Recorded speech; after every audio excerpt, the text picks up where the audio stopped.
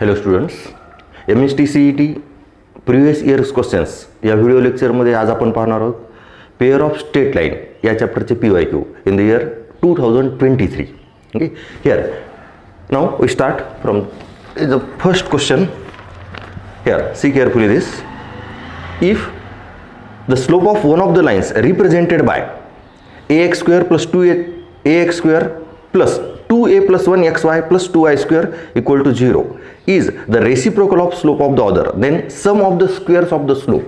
Okay, here now in the such type of the questions, here we need only the sum and product of slopes of lines represented by second degree homogeneous equation and the given condition. Here it is a given condition, slope of one of the line is the reciprocal of slope of other line. Okay, now here the given line, carefully see carefully, it is given line ax square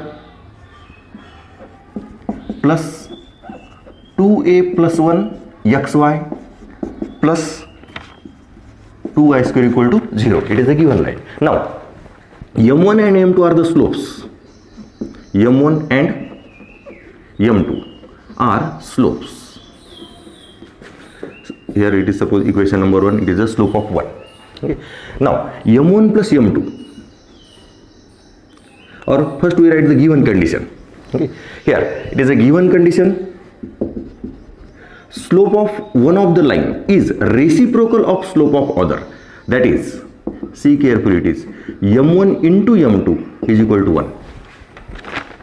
m1 into m2 is equal to 1. Slope of one of the line is reciprocal of the slope of other. Okay, carefully पहा, condition खूप सोपे आहेत आणि आपल्याला CETचे problem solve करते वेळेस हे एवढं लिहायची गरज नाही.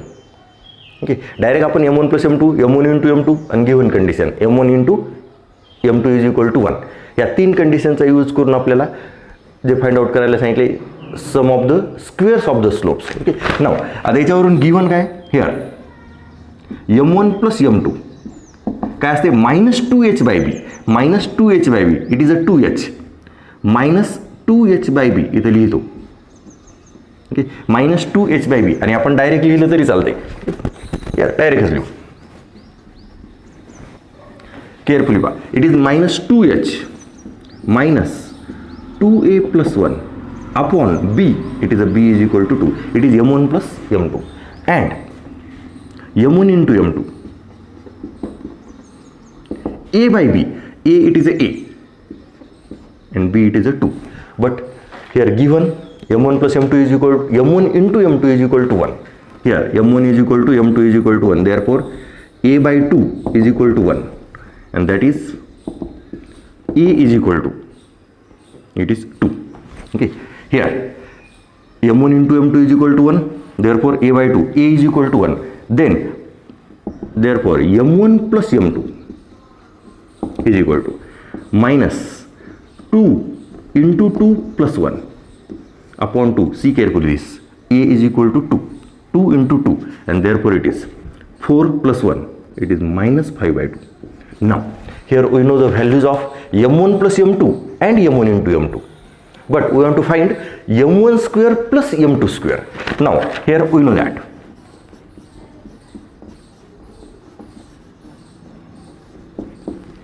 it is, we want to find m1 square plus m2 square.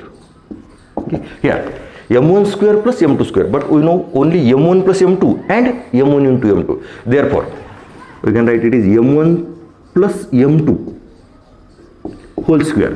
Here it is m1 plus m2 whole square, means m1 square plus m2 square plus 2m1 m2. Okay, a plus b whole square चा formula.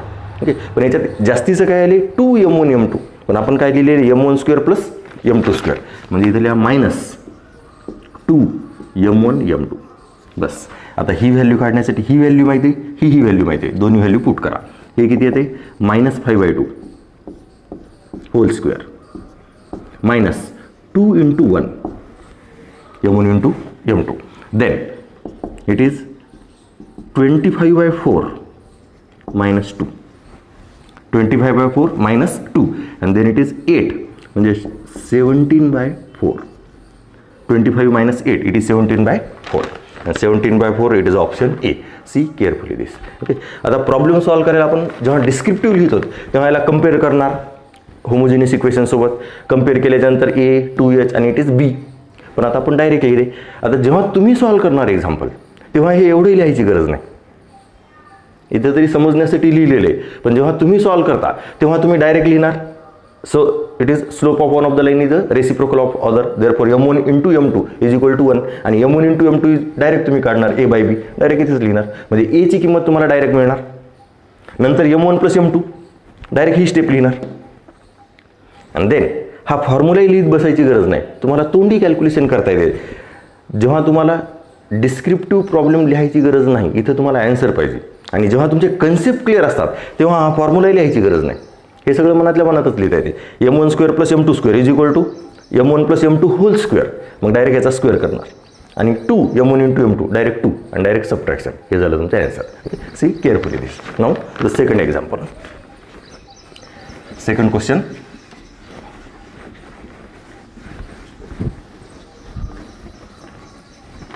Here, the second question is the number of integral values of p in the domain -5 to 5 such that the equation, here the equation it is 2x² plus 4xy minus py² plus 4x plus qy plus 1 equal to 0. Okay. Now आता इथं या क्वेश्चनमध्ये काय विचारले, आपल्याला फक्त पीची किंमत काढायला सांगितलेली. ओके. आणि काय विचारले, the number of integral values of the P if this line represent pair of lines. मग रिप्रेझेंट पेअर ऑफ लाईन्स याची कंडिशन काय, here this equation represent pair of lines.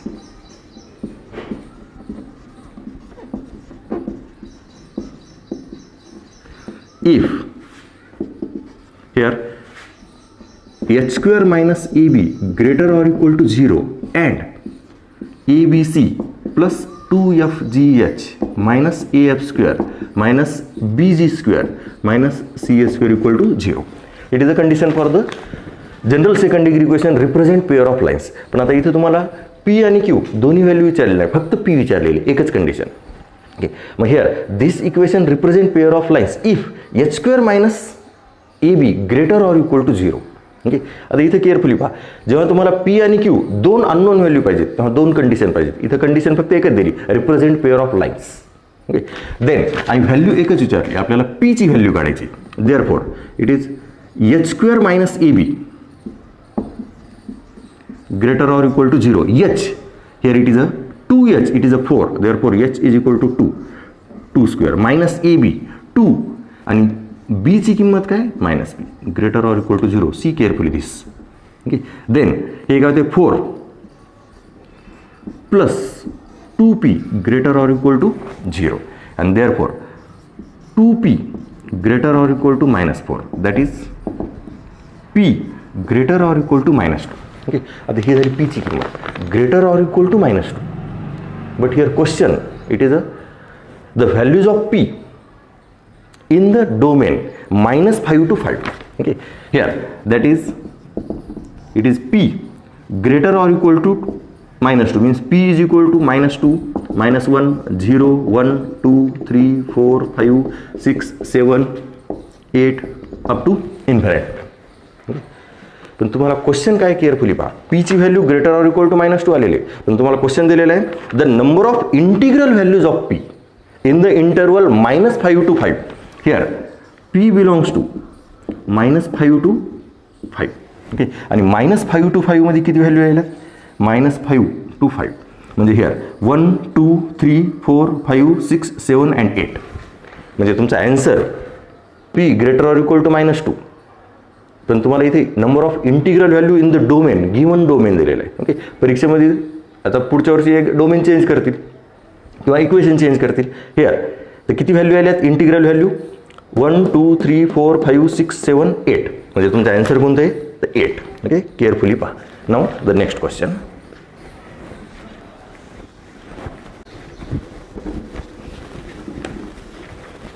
Next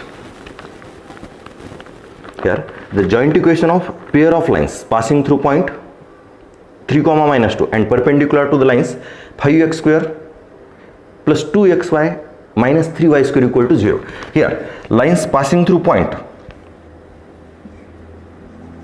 3, -2 and perpendicular to the lines 5x²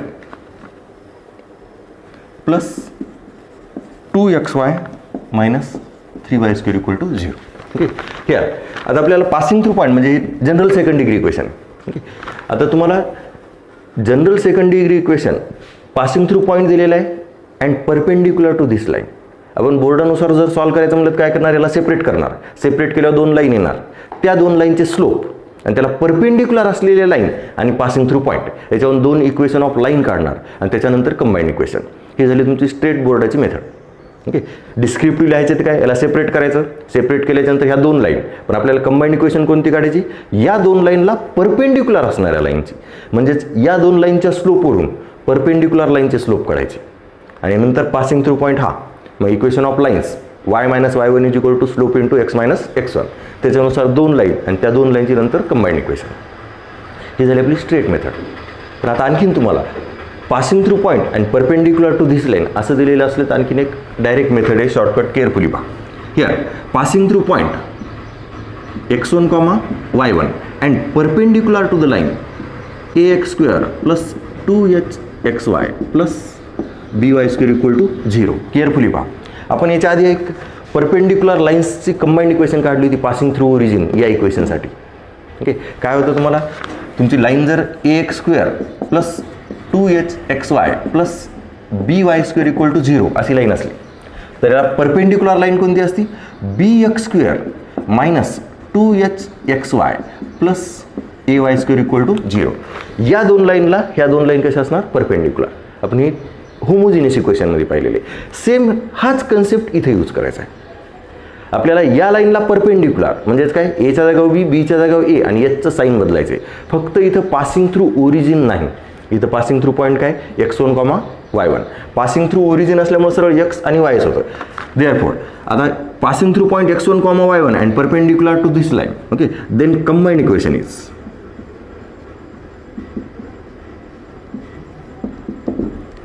carefully पहा. आपण इथं काय लिहिलेले, bx² minus 2hxy plus ay². तर bx² it is b, एक्सच्या जागेवर फक्त लिहायचे x - x1². It is x - x1 minus 2h एक्सच्या जागेवर x - x1, yच्या जागेवर y - y1 आणि plus a y - y1² is equal to 0. ही झाली तुमची रिक्वायर्ड कंबाईंड इक्वेशन. ओके, आता हे झालं तुमचं परपेंडिक्युलर कंडिशनसाठी. जर पॅरललसाठी दिलेलं असलं तर मग हेच ॲज इट इज, एच्या जागेवर a 2h by आणि फक्त एक्सच्या जागेवर x - x1, yच्या जागेवर y - y1 एवढंच लिहा. हा x1 y1 काय, पासिंग थ्रू पॉईंट. म्हणजे हे तुम्हाला डायरेक्ट याच्यात किमती ठेवा आणि कॅल्क्युलेशन करा. बोर्डाची मेथड काय आपण स्ट्रेट पाहिली. ओके, आता याच्यात डायरेक्ट व्हॅल्यू पुट करायच्या. मग आता व्हॅल्यू काय, तर b, therefore it is b किती आहे, -3. ही b -3, x - x1 that is 3, 2h it is 2 म्हणजेच काय मायनस 2x - 3 y प्लस 2, कारण y1ची किंमत किती आहे, -2 प्लस a किती आहे 5, y - 3 whole square is equal to 0. आता फक्त याचं कॅल्क्युलेशन आणि कॅल्क्युलेशनमध्ये चेक करा कोणत्या ऑप्शनमध्ये येते. कॅल्क्युलेशन काय आता here, -3 x² minus 6x plus 9 whole square केला फक्त, -2 इंटू या दोन्हीचा प्रॉडक्ट घेऊ xy plus 2x minus 3y minus 6 plus 5 into y² minus 6y 1 minute here plus 2. Carefully पहा, y - y1 लिहायचं, it is plus 2.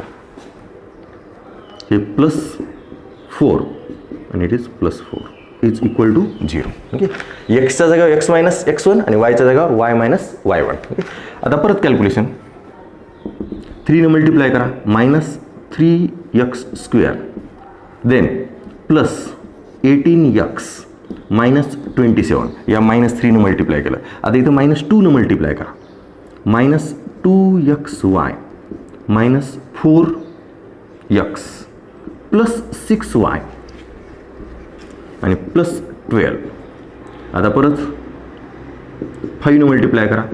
5y² plus 20y plus 20 is equal to 0. Okay. And now आता last -3x². आता XYच्या term, XYची term कोणती? -2xy. आता त्याच्यानंतर y² term plus 5y². चालेल. याला general second degree इक्वेशनच्या फॉर्ममध्ये x² xy y². आता एक्सची टर्म, x कुठे? हे 18, हे 4. Okay. 18x - 4, okay, that is plus 14x. आता वायची टर्म, हे 6y आणि 20 प्लस 26y. नाव लास्ट कॉन्स्टंट -27 प्लस 12 आणि पुन्हा प्लस 20. केअरफुली बघा, हे 12 आणि 20 it is 32. 32 - 27 it is plus 5 is equal to 0. Okay. आता फक्त फर्स्ट टर्म निगेटिव्ह आहे, आपण सगळ्याला मायनसनं मल्टिप्लाय करू. म्हणजेच 3x² plus 2xy minus 5y² minus 14x minus 26y आणि minus 5 equal to 0. It is our required combined equation. आणि कोणत्या ऑप्शनमध्ये? 3x² मायनस 2xy मायनस 5 14 26 minus 5, option B. Okay. See carefully this. आता या 4 ऑप्शनमध्ये केअरफुली पहा. हे जे 4 ऑप्शन दिलेले आहेत, आपल्याला परपेंडिक्युलर काढायचे. ओके. हे तर आपण कॅल्क्युलेशन केले, पण आता परपेंडिक्युलरला काय म्हणले? एच्या जागेवर बी, बीच्या जागेवर ए आणि एचचं साईन बदलायचे. ओके. असं जर केलं तर या ऑप्शनमध्ये फक्त एकच ऑप्शन आहे बी. बाकीचे तर सरळ सरळ परपेंडिक्युलरची कंडिशनच सॅटिस्फाय करीत नाही, जे आपण होमोजिनियस इक्वेशनमध्ये पाहिलं होतं. पॅरलल असलं तर ॲज इट इज, म्हणजे तुम्हाला passing through any point and perpendicular to the given two lines in the form of the combined equation, किंवा पॅरलल जरी दिलेलं असलं तर, म्हणजेच तुम्हाला पॅरलल दिलेलं असलं तर पहिल्या 3 टर्म ह्याच येणार रिक्वायर्ड आन्सरमध्ये. परपेंडिक्युलर दिलेलं असलं तर पहिल्या 3 टर्म याच्यानुसारच येणार, पण कोणत्या? परपेंडिक्युलरच्या कंडिशन. एच्या जागेवर बी, बीच्या जागेवर ए आणि एचचं साईन बदललेलं असणार. मग हेअर म्हणजेच या ऑप्शनमध्ये तुम्हाला काहीच कॅल्क्युलेशन न करता डायरेक्ट आन्सर काढता येते, फक्त या क्वेश्चनसाठी. पण एक्झाममध्ये हेच ऑप्शन असतील असं काही नाही, ऑप्शन बदलू शकतात कोणकोणते. मग त्याच्यामुळे फक्त एकदा चेक करायचं ऑप्शनमध्ये. म्हणजे आपल्याला इथं या प्रॉब्लेमसाठी, या ऑप्शनसाठी तरी काहीही कॅल्क्युलेशन करायची गरज नाही. फक्त हे परपेंडिक्युलरच्या कंडिशननुसार पहिल्या 3 टर्म चेक करायच्या, बाकी पुढचं म्हणजे हे एवढं काहीच लिहायची गरज नाही. ओके. परपेंडिक्युलरच्या कंडिशननुसार एच्या जागेवर बी, बीच्या जागेवर ए आणि एचचं साईन बदला. पहिल्या 3 कंडिशन, ह्या 3 टर्म आल्या, हे एकाच ऑप्शनमध्ये आहे, मग हेच आन्सर. पॅरलल असलं तर पहिल्या 3 टर्म ह्याच ॲज इट इज आणि बाकी मग पुढचं. जर समजा एकाच ऑप्शनमध्ये असलं तर काहीच कॅल्क्युलेशन करायचं नाही. हां, 2 ऑप्शनमध्ये असलं तर मग आपल्याला कॅल्क्युलेशन करणंच लागणार. पॅरलल असलं तर काय? हे ॲज इट इज, इथं ए, इथं प्लस 2h आणि इथं बी, हे जशाला तसं, फक्त एक्सच्या जागेवर x - x1, वायच्या जागेवर y - y1. ओके. केअरफुली पहा. नाव second.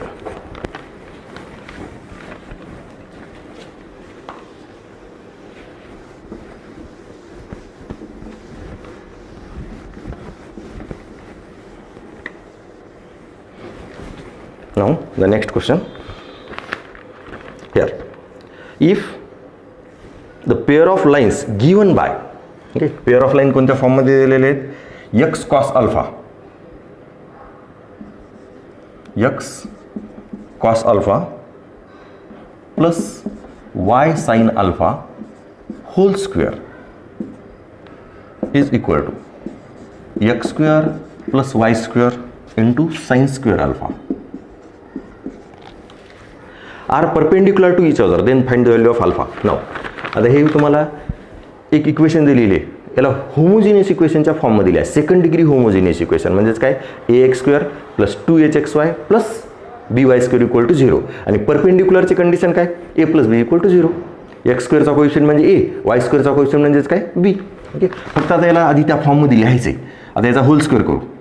Okay. Is a calculation. It is x² cos square alpha plus 2xy cos alpha sin alpha. Okay. a plus B whole स्क्वेअरच्या फॉर्म्युल्यानुसार plus y² sin square alpha, ही झाली फक्त एक side, is equal to it is x² sin square alpha plus y² sine square alpha. Okay, carefully पहा, calculation carefully पहा. Now आता त्याच्यात हे वाय स्क्वेअर म्हणजे Y square sine square alpha आणि Y square sine square alpha दोन्ही साईडला ते कॅन्सल होऊन जाईल. आता याला आपण ax square plus 2hxy plus by square या फॉर्ममध्ये लिहिलो. तर एक्स स्क्वेअरच्या टर्म ही एक एक्स स्क्वेअरची टर्म आहे, ही एक एक्स स्क्वेअरची टर्म, म्हणजेच cos square alpha minus sine square alpha x square. Carefully पहा, हे x square sine square alpha इकडे आल्यावर मायनस आणि एक्स स्क्वेअर कॉमन घेतलं. त्याच्यानंतर plus 2xy cos alpha into sine alpha आणि हे Y square sine alpha Y square sine square alpha दोन्ही कॅन्सल, इट इज 0. आता याला जर कम्पेअर केलं, compare with ax square plus 2hxy plus by square equal to 0. तर a ची किंमत काय, cos square alpha minus sine square alpha. 2h काय आले, इट इज 2h xyचा coefficient 2 cos alpha into sine alpha आणि b इक्वल टू 0, कारण Y स्क्वेअरची टर्मच नाही. ठीक आहे, आता इथे केअरफुली पहा, आपल्याला काय दिलेले, given lines are perpendicular to each other. आता परपेंडिक्युलर टू इच अदर म्हणले काय, a plus b equal to 0. Okay, here given lines perpendicular, therefore a plus b equal to 0. आता हे तुम्हाला कम्पेअर करायची गरज नाही, म्हणजे CETमध्ये क्वेश्चन सॉल्व्ह करते वेळेस ही स्टेप लिहायची गरज नाही, लगेच लक्षात येते हे a 2h आहे आणि b ची टर्म 0 आणि a plus b equal to 0 हेही लिहायची गरज नाही. डायरेक्ट तुम्ही काय लिहिणार, therefore cos square alpha minus sine square alpha आणि प्लस 0 इज इक्वल टू 0, कारण b ची किंमत काय 0, म्हणजेच 0. It is cos square alpha is equal to sine square alpha. Okay, cos square alpha आणि साइन स्क्वेअर अल्फा दोन्ही same आहेत. Okay, square. मग आता ऑप्शनमध्ये काय काय दिलेले, 0 π/2 π/4 आणि π/6. तर सॅटिस्फाय कोणतं करते, π/4. ओके, म्हणजे कॉस आणि साईनची व्हॅल्यू कुठं सेम आहे, तर π/4 साठी इट इज π/4. केअरफुली याचा आन्सर काय आलं तुमचं, π/4, ऑप्शन सी. ओके, नाव नेक्स्ट. ओके, काय केले, गिव्हन इक्वेशनला आपण आधी होमोजिनियस इक्वेशनच्या फॉर्ममध्ये कन्वर्ट केले. ओके, ही झाली तुमची second degree homogeneous equation.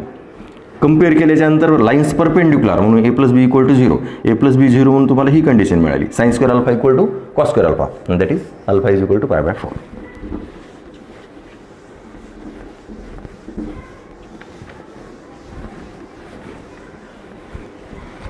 Now the next,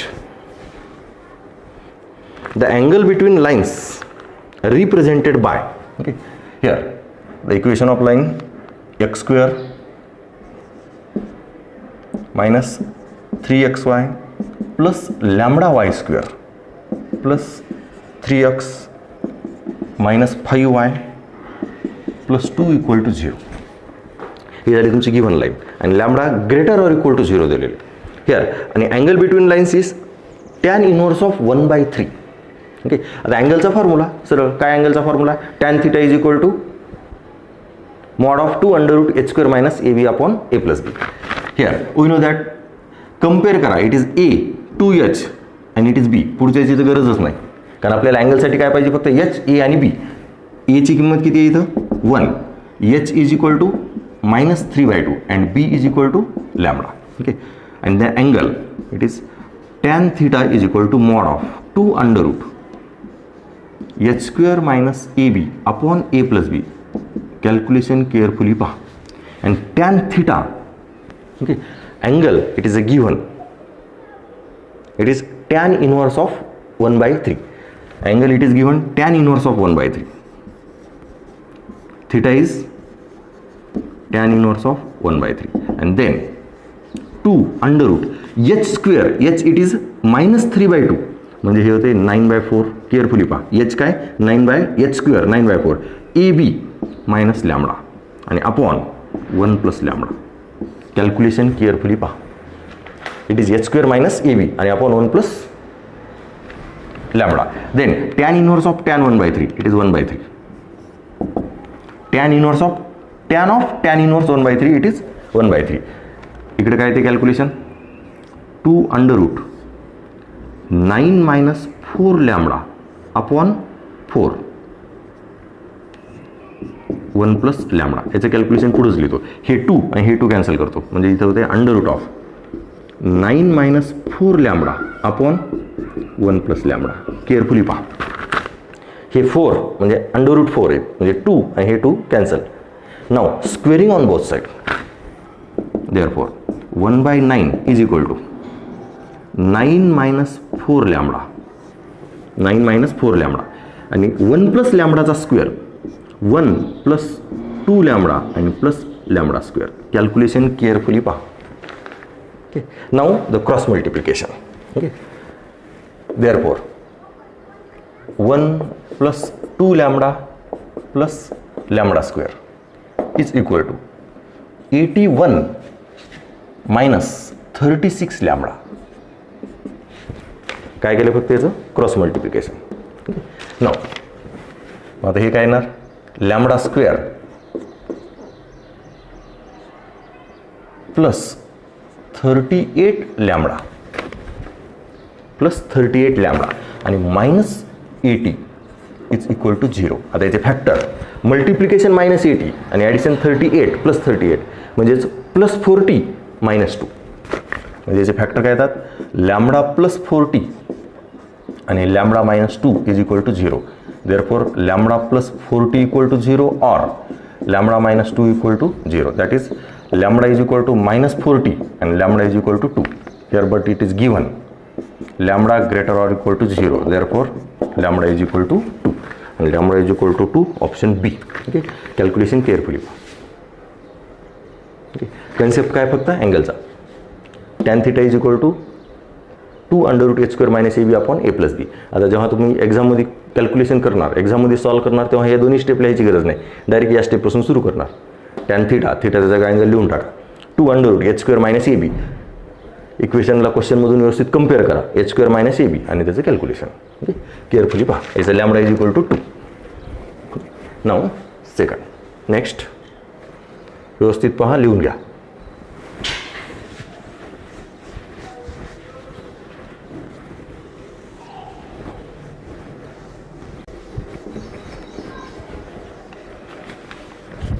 Now, next question.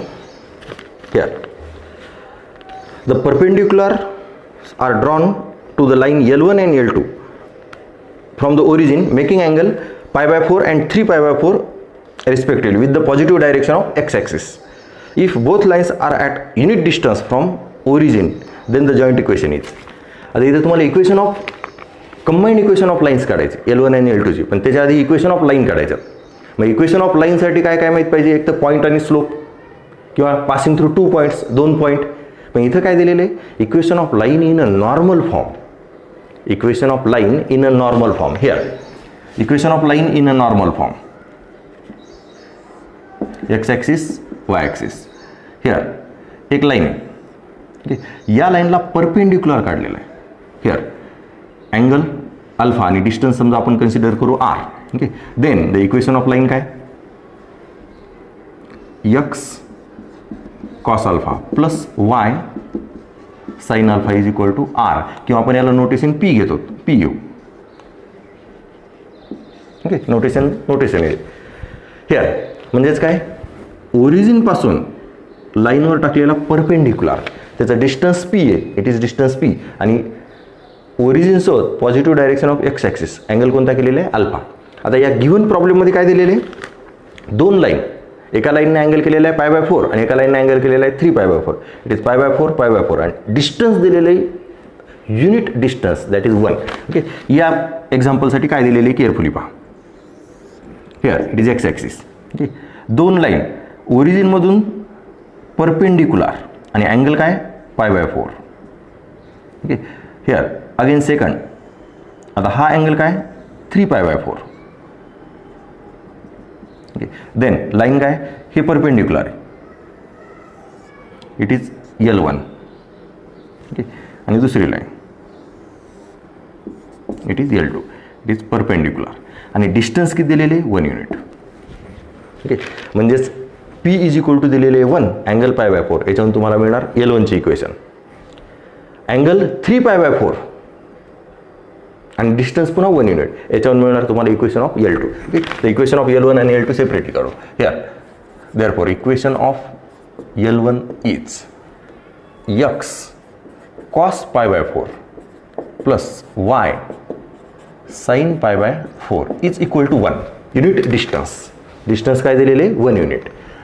Then मग इक्वेशन काय x into 1/√2 plus y into 1/√2 is equal to 1. That is x plus y is equal to √2. Carefully पहा.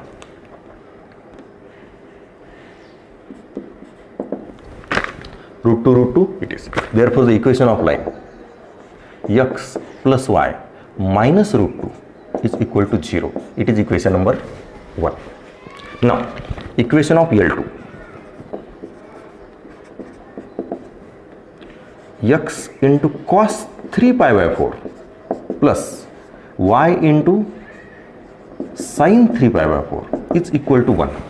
आता cos 3 pi by 4 किती आहे -1/√2.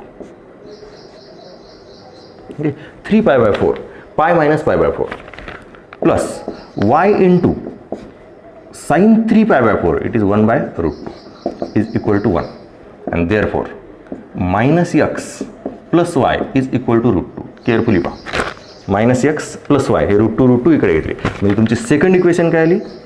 It is x आणि y दोन्ही त्या साईडला घ्या म्हणजे x minus y plus √2 is equal to 0. It is equation number 2. Carefully पहा. एक्स या साईडला गेलं प्लस वाय साईड या साईडला गेलं मायनस आणि √2 the it is √2 and then combined equation.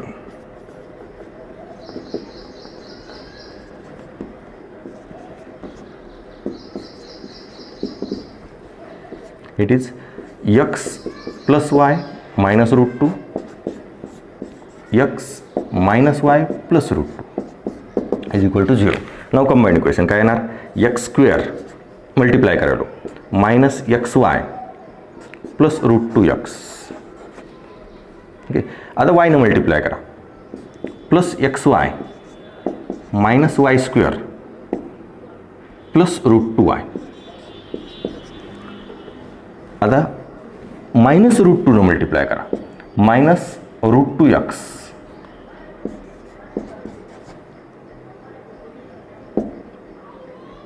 Plus √2y minus √2 plus √2 आणि -2 is equal to 0. Then it is x square xy plus xy हे दोन्ही कॅन्सल मायनस वाय स्क्वेअर झालं.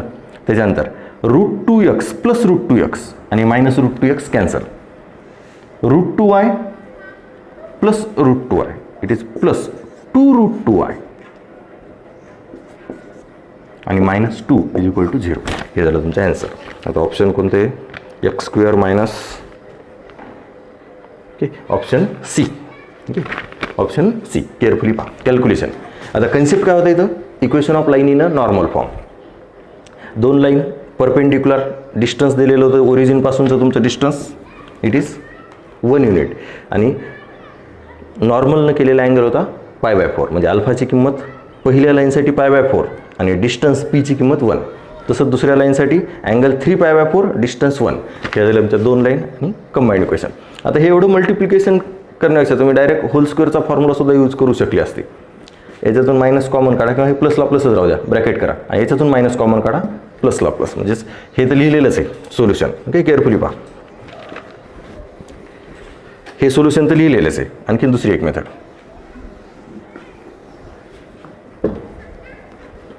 Here x plus y minus 2 y minus √2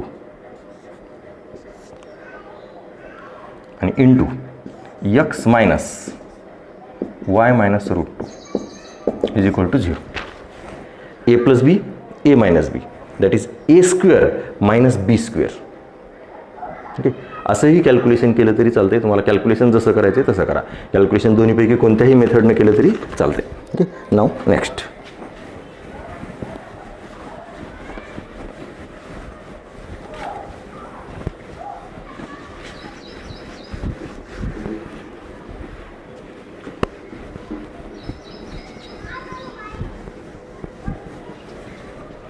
Next question.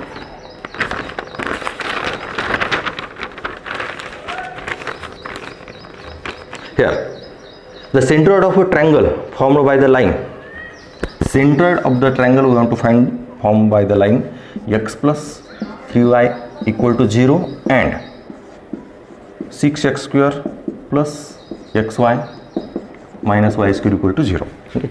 Here we want to find the centroid. आता centroid of a triangle एक ही line आणि हे second degree homogeneous equation, that means this equation represent two lines passing through origin and that three lines make a triangle and we want to find the centroid of the triangle. First we know the vertices of triangle. Okay, centroid काढण्यासाठी आपल्याला काय माहिती पाहिजे, तर vertices.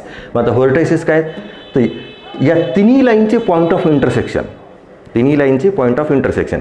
तर या दोन लाईनचा पॉईंट ऑफ इंटरसेक्शन ऑलरेडी माहिती आहे, that is line passing through origin. म्हणजे एक व्हर्टेक्स माहिती आहे आपल्याला 0,0. आता उरलेले दोन काढायचे, म्हणजेच तुम्हाला सगळ्यात आधी याला सेपरेट करावं लागणार. या इक्वेशनला जर सेपरेट केलं त्याचे फॅक्टर काय येतात, 6x square plus 3xy minus 2xy minus y square equal to 0.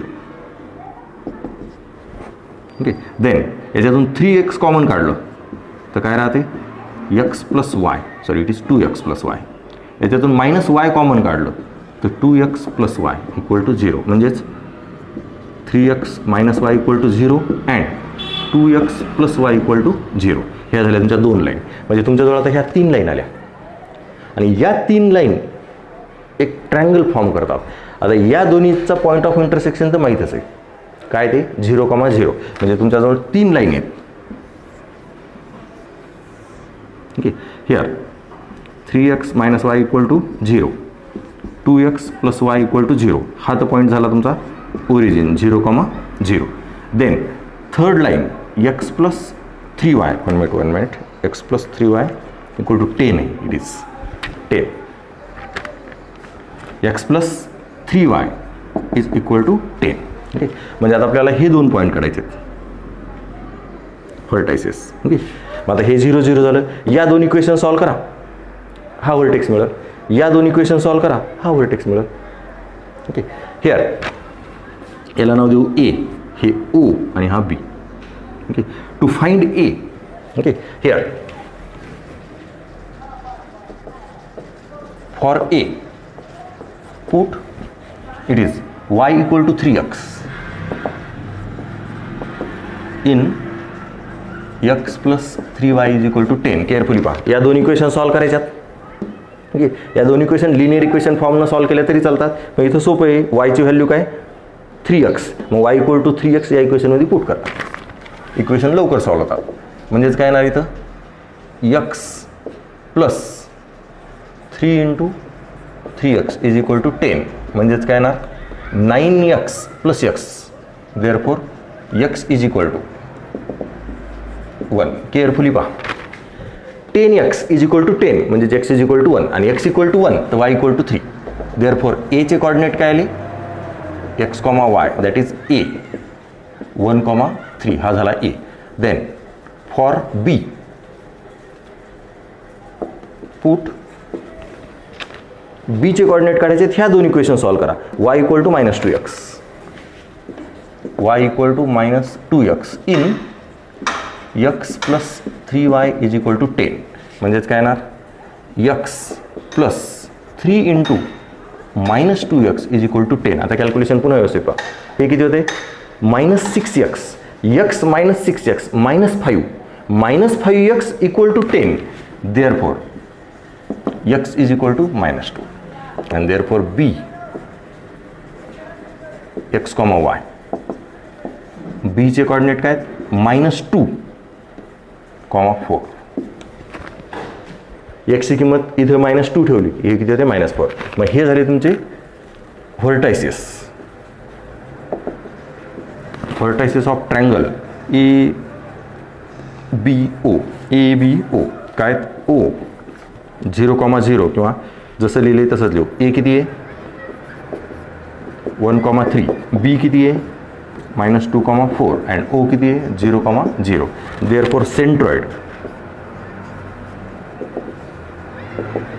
Centroid आपण जी ने डिनोट करतो. काय centroid? x1 plus x2 plus x3, x1 plus x2 plus x3 upon 3. Then y1 plus y2 plus y3 upon 3. and therefore centroid G it is -1/3, 7/3. -1/3, 7/3 centroid. कोणता answer आहे? -1/3, 7/3 option C. Okay. आता तुम्हाला centroid काढायचे तर सेंट्रॉइडसाठी काय? ट्रायंगलचे तिन्ही vertex माहीत पाहिजेत. मग तिन्ही व्हर्टेक्स काढण्यासाठी तुम्हाला एक व्हर्टेक्स माहिती आहे, या दोन लाईनचा पॉईंट ऑफ इंटरसेक्शन. बाकीचे दोन व्हर्टेक्स फाइंड आउट केले. त्याच्यासाठी तुम्हाला ह्या दोन इक्वेशन म्हणजे याला सेपरेट केलं, तुम्हाला तिन्ही लाईन मिळाल्या. आणि तिन्ही लाईन असल्या की तुम्हाला काय करणार? या दोन्हीचा पॉईंट ऑफ इंटरसेक्शन आई, म्हणजे या दोन इक्वेशन सॉल्व्ह करा, एचे कॉर्डिनेट मिळतील. या दोन इक्वेशन सॉल्व्ह करा, बीचे कॉर्डिनेट मिळतील. या दोन इक्वेशन सॉल्व्ह करा, ओ मिळतील. पण हे ऑलरेडी आपण फाइंडच केलेलं आहे. It is 0,0. मग तिन्ही व्हर्टेक्स झाले की सेंट्रॉइडचा फॉर्म्युला काय? Centroid of a triangle when vertices are x1 y1 x2 y2 आणि x3 y3. Then centroid is x1 plus x2 plus x3 upon 3, y1 plus y2 plus y3 upon 3. It is a centroid and it is the answer. Now the next question.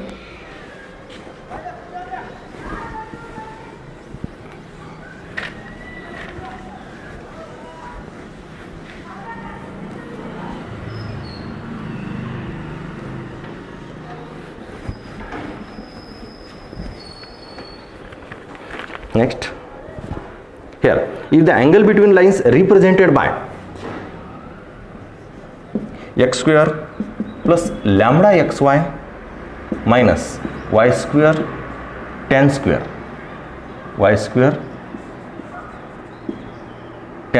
theta is equal to 0 is 2 theta, then value of lambda.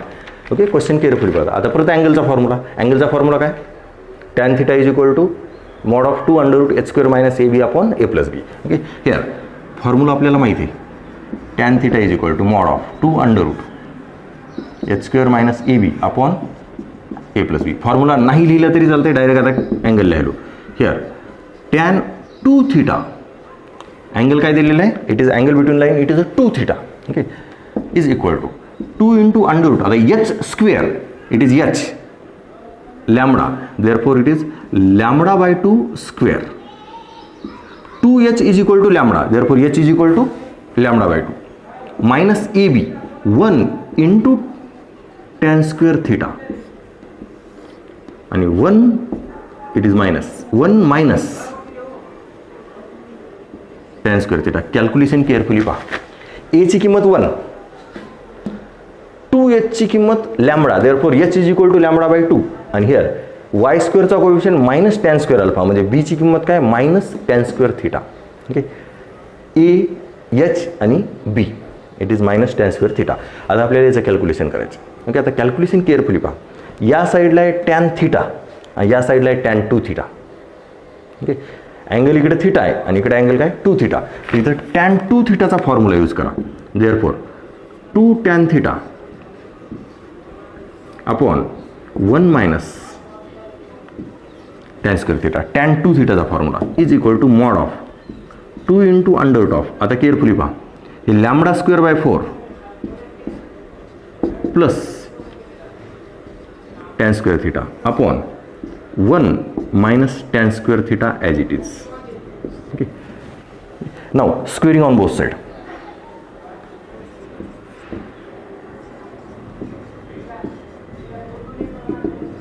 Squaring on both side केल्यानंतर हे काय होते? 4 tan square theta upon 1 minus tan square theta whole square squaring on both side is equal to 4. आता under root remove होईल. Tan square theta upon 4 plus tan square theta आणि whole to the upon 1 minus tan square theta whole square. Calculation व्यवस्थित पहा. Square केलं आहे फक्त. आता 1 minus tan square theta whole square, 1 minus tan square theta whole square दोन्ही cancel. 4 cancel, remaining term एवढ्या राहतात. Therefore tan square theta is equal to lambda square by 4 plus tan square theta. Carefully पहा. 4 cancel, अपॉनमधलं 1 plus tan square theta whole square, 1 plus tan square theta whole square ते cancel. राहिलं काय इथं tan square theta आणि इकडे राहिलं lambda square upon 4 plus tan square theta. आता परत हे टॅन स्क्वेअर थिटा कॅन्सल होणार, म्हणजेच हे इकडे आल्यावर minus. Therefore 0 is equal to lambda square by 4 and then 0 is equal to lambda square. Therefore lambda is equal to 0. आता lambda is equal to 0 option A. Okay, option carefully पहा. Now then last question in the previous year, it is 2023.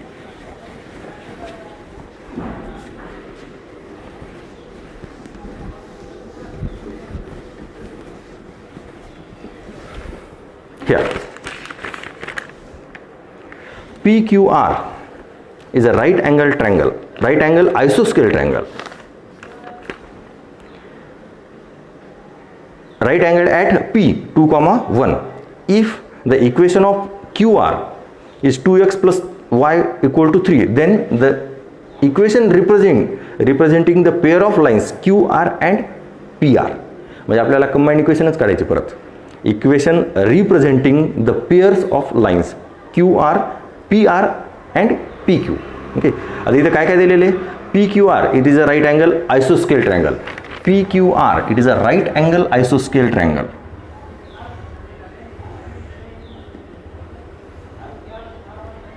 It is right angle at P, it is P 2,1. आणखीन काय दिलेले? QR it is P Q and it is R. QR ची equation काय दिलेली? 2x plus y is equal to 3. Okay, now here it is a given information. Okay, now we want to find the joint equation of PR and PQ. म्हणजे आपल्याला PR आणि PQ च्या equation माहित पाहिजेत. तर तुम्हाला इक्वेशन ऑफ लाईन PQ, मग लाईनची इक्वेशन काढायची असली तर काय काय माहीत पाहिजे? एक तर स्लोप आणि पॉईंट. तर पॉईंट माहिती आहे, लाईन पासिंग थ्रू 2,1, म्हणजे या लाईनचा कोणत्याही एका लाईनचा स्लोप काढला तरी चालते. PQचा स्लोप काढला तर परपेंडिक्युलर म्हणून PRचा स्लोप काढता येते, किंवा PRचा स्लोप काढला इकडचा स्लोप काढता येते. पण सगळ्यात आधी या दोन्हीपैकी एकाचा स्लोप फाइंड आउट करायचा आहे. आता गिवन काय दिलेले? It is a right angle आयसोस्केल ट्रायंगल. म्हणजेच हे राईट अँगल असला तर हे किती असणार? 45 and it is 45. Hello, that means angle between these two lines or these two lines it is a 45. म्हणजेच तुम्हाला या दोन लाईनमधला अँगल माहिती आहे. मग या दोन लाईनमधला अँगल माहिती आहे तर या लाईनचा स्लोप माहिती आहे, अँगल माहिती आहे, या लाईनचा स्लोप काढा. Okay, here now slope of line 2x plus y equal to 3 is, we consider it is m1 and its slope is -2. Okay, then slope of PQ is m, that is याला आपण consider करू m2. Okay, and angle between them it is a 45. Angle between PQ and QR is 45. Therefore we can write tan theta is equal to mod of m1 minus m2 upon 1 plus m1 into m2. Now take calculation. Tan theta किती येता इथं? 45 is equal to -2 minus m upon 1 plus, आता carefully पहा, या दोन्हीचा गुणाकार directly लिहितो -2m. चला, आणि tan 45 किती आहे? 1. ओके, याची व्हॅल्यू इथंच लिहितो. नाव squaring on both side.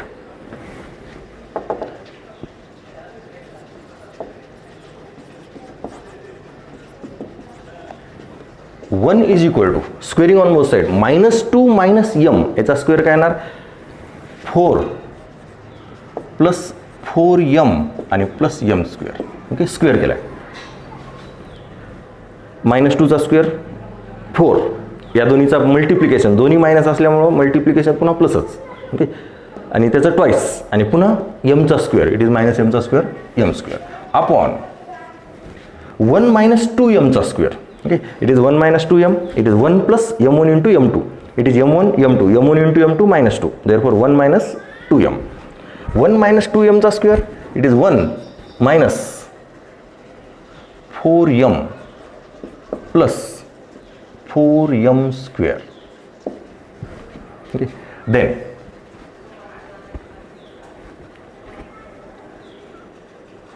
1 minus 4m plus 4m square is equal to 4 plus 4m plus m square, and therefore 3m square, m square इकडे आलं, हे 4m इकडे आलं, minus 8m आणि minus 3 is equal to 0. Now आता याचे factor पडा, multiplication 9 minus 9 आणि addition 1, it is 3m square minus 9m plus m आणि minus 3 equal to 0. Therefore 3m common घेतलं काय राहते, m मायनस 3, याच्यातून minus m common, minus 1 common घ्या, इट इज मायनस 1 नाही प्लस 1च, इट इज m मायनस 3च पाहिजे आपल्याला. ओके, कॅल्क्युलेशन केअरफुली पहा. Then 3m plus 1 equal to 0 and it is m minus 3 equal to 0. Therefore 3m directly तो m is equal to minus 1 by 3 or m is equal to 3. Okay, हे झाले तुमचे slope of QR. Okay, आता PQ चा slope काय consider केला होता आपण, m, तर m ची value m is equal to minus 1 by 3 और m is equal to 3. Okay, आता केअरफुली पहा, जर तुम्ही स्लोप मायनस 1 बाय 3 या लाईनचा घेतला तर या लाईनचा स्लोप काय येणार 3, आणि या लाईनचा स्लोप जर मायनस 3 घेतला असं इट इज 3, तर स्लोप काय येणार मायनस 1 बाय 3. म्हणजे हे झाले तुमचे या दोन्ही लाईनचे स्लोप, कशाची, PQ अँड QR. ओके, सरळ सरळ स्लोप दिसेल, it is PQ and QR. Therefore slope of PQ is minus 1 by 3. Therefore slope of QR is 3. आणि याच्यावर आता इक्वेशन काढायच्यात, equation of PQ and QR.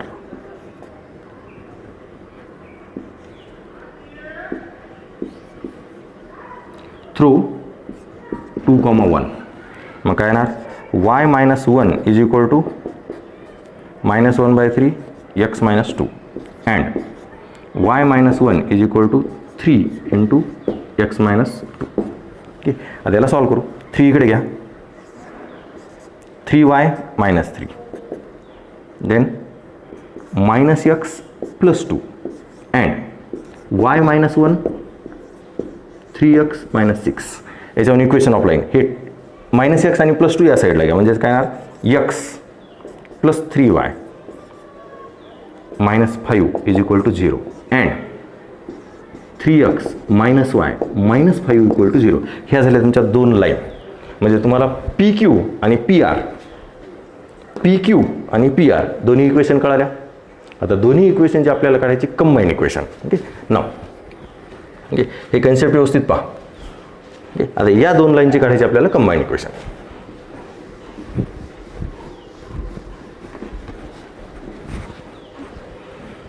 Therefore, combined equation is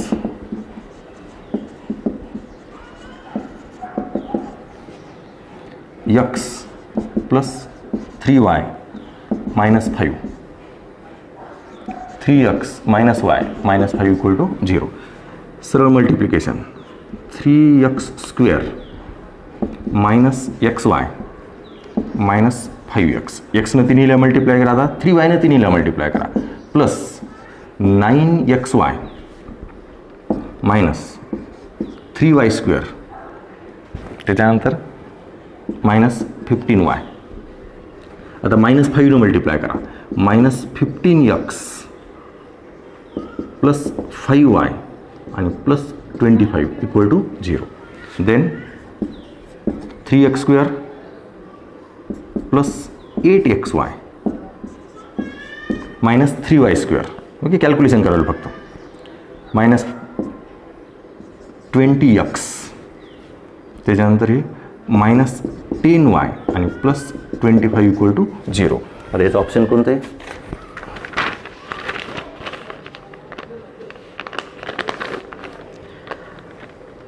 3x² minus 3y² plus 8x.